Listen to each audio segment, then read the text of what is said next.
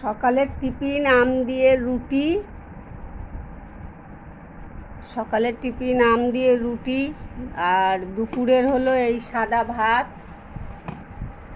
তারপরে ডাটা দিয়ে কালকে করেছিলাম কাঁঠালের দানা দিয়ে ডাল, মুগের ডাল, সজনা ডাঁটা চচ্চড়ি, এটা গাটি আলুর তরকারি, এটা পাট শাক, কুমড়ো, আলু, ঝিঙে, বেগুন দিয়ে তরকারি,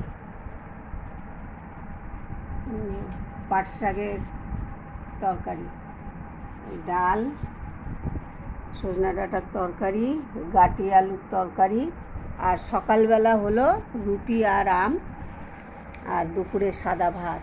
যদি ভালো লেগে থাকে লাইক, শেয়ার, সাবস্ক্রাইব করে দেবেন। RGR রান্নাঘরের রুমা, প্লিজ আপনারা পাশে থাকুন।